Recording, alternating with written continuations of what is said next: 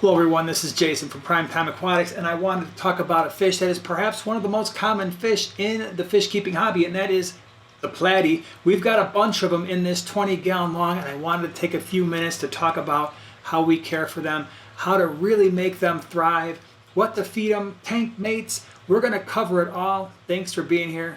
Hope you enjoy the video. So this is a 20-gallon long that houses a number of different platies, and I really wanted to talk about this fish because I know it's a beginner fish and I know it's somewhat common, but these are fish with a great personality. They've got awesome color, and as you can see, they are full of activity. And if you want something with color, there's pretty much almost every different type of platy color out there.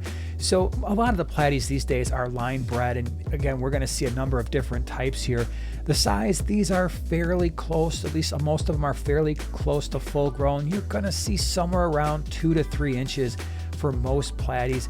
There's actually a couple different types here. We've got our standard platies, but you're going to see some high fin variatus platies as well. Those tend to be a little bit skinnier and a little bit smaller in my experience. But the coloration is everywhere. You've got blue and green. You can see here yellow. One of my favorites, and I don't have in this tank, is the red wag platy, which I really like. And one of the reasons why I like them so much is both the males and the females show amazing color. In terms of their size, the females tend to be a little bit larger, a little bit rounder. Lifespan, you're looking at somewhere around 3 to 5 years. If you treat your fish right and you've got good water parameters, they're going to live a decently long time for you. Their temperament is awesome, and I think that's one of the things that attracts new fish keepers and experienced fish keepers alike to this fish is the fact that they generally just leave other fish alone. Now, yes, it's true, and you're going to see throughout this video, sometimes males will chase females around. Sometimes males will chase other males around, but for the most part, this is a very peaceful fish. And it's something you have to consider when you're thinking about tank mates. So for instance, in this particular tank, you're going to see we've got some thick-lip sunset gouramis, we've got honey gouramis in here, a lot of different platies. We do have a bristlenose pleco in here as well, but you do have some variety when it comes to the platies. For instance, you've got your tetras, like all of your neon types, I think, especially your black neons, I think would do well in the water parameters that are gonna be best for your platies. You've got a lot of the rasboras, some of your slightly larger ones like the brilliant green rasboras and the pork chop rasboras. You can keep platies with other live bearers. I tend to, if I'm going to keep them with other live bearers, usually guppies and endlers. And if we don't know what a live bearer means, we're going to get into it in more detail later in the video, but basically these are fish that give birth to live young. And so typically the guppies and the endlers work okay. Just be a little bit careful when keeping platies with mollies and swordtails. Not always, but sometimes the mollies and the swordtails will bully the platies. Like I said, it doesn't happen all the time. It has happened for us enough so that we don't generally keep them together. You could consider something like cherry barbs, danios, dwarf rainbows might be pretty cool. Like I said, the honey gourami is something to consider. If you really want to try to keep them with bettas, just make sure you have a backup plan. It often works just because platies tend to move around pretty fast, and even with a betta that might want to assert itself, it's not really going to have the energy or the will to bully the platies, but it can happen. All right, and usually if there's going to be bullying, it's going to be the bettas that are going to pick on the platies. If you're looking for your cleanup crew, well, you could consider Cory catfish at the bottom of your tank. Some of the smaller loaches might be fine. The Otocinclus could potentially work. Bristlenose plecos, like I said, we have them in here. I generally don't keep platies and shrimp together because platies like to pick at stuff, and they will definitely eat baby shrimp and mid-sized shrimp and maybe go after the adults. So you've got a lot of options. Just make sure the fish that you are considering are also that more community type peaceful fish. I generally don't like to keep my platies with really any types of cichlids. Could you potentially keep them with maybe something like a crebensis or an apisto? Maybe, but even with the apistos and the platies, the water parameters are different enough where one of them may not thrive in that environment. So in terms of water parameters, we talked about it a little bit already, or at least I've alluded to it. Temperatures, it really depends on the type of platy. So again, in this particular tank, I actually put 2 different types of platies together, the variatus and the standard platies. And I did that so that you could see, again, the variatus platies are the ones that have the pointed dorsal fin. They're more of a blue color with the orange fin. If you're dealing with variatus platies, you can go with an unheated tank. fact, they will thrive in the upper 60s, low 70s. For your standard platies, they would probably prefer to be a little bit warmer. And so they would probably ideally want to be somewhere in the mid 70s, all the way up to 80 degrees or so. The tank that you're looking at here, we keep right around 78 degrees, and as you can see, the fish are doing well. The Variatus platies might move to a tank off into another part of the fish room closer to the floor where those temperatures will be a little bit cooler after the video. pH, again, there's a reason why these community fish are so popular. They tend to be very tolerant of a wide range of water parameters. That being said, you do want to make sure your water parameters are stable. So pH somewhere around 6.5 to 8 is going to work just fine. Our pH ranges from an 8 to an 8.2. Water hardness for your KH and GH somewhere around 8 to 20 degrees. So there's a wide range there. Again, you just want to make sure it's stable.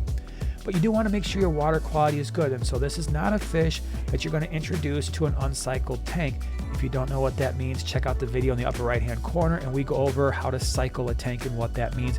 What it basically means is you don't want to have any ammonia or nitrite in the tank. Nitrates are fine. We try to keep those less than 20 parts per million. Feeding platies is not a difficult thing to do. In my experience, they eat just about everything you throw in the tank.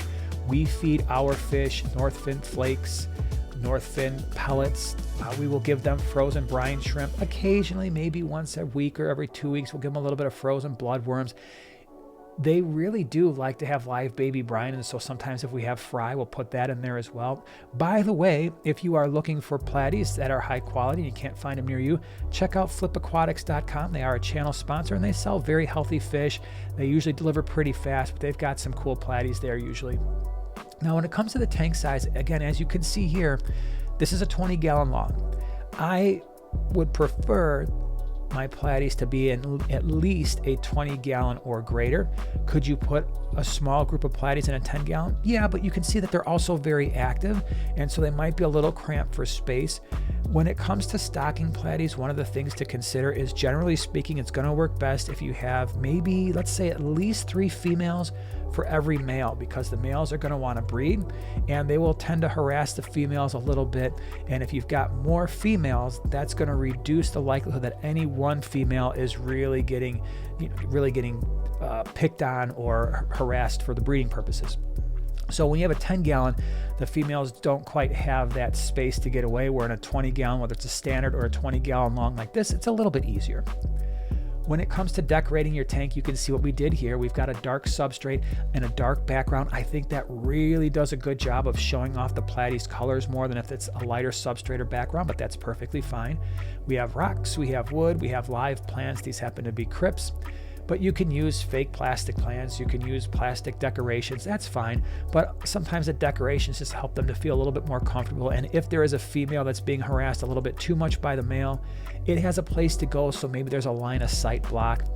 Now, when it comes to the substrate, it really doesn't matter if it's gravel or sand. They do like to pick and search for food constantly, as you can see here, but gravel or sand, it doesn't matter, at least in terms of platies. Now, if you want to breed them, it's a very, very easy thing to do. I would say this is one of the gateway beginner fish for people who are interested in breeding these and guppies. Fairly easy. As I mentioned already, they're live bearers, which means the females are going to give birth to live young. They generally are going to hold the fry, be pregnant, if you will, for anywhere around 3, 4, maybe 5 weeks, and they're going to start releasing the fry. The fry are going to be small, but not as small as a lot of other fish, and so you're going to actually probably be able to see them fairly easily. Usually they're going to hang out at the top of the tank. So if you want to have your fries survive, there's a couple things you're going to want to do. One, try to put some top cover at the top of the tank. Usually that means some floating hornwort, floating plants, just so that you reduce the likelihood that other fish eat them. Generally speaking, if they're in a community tank, such as the one we have here, the fry are not going to survive because even the honey gouramis will eat them. Other platies may eat them as well.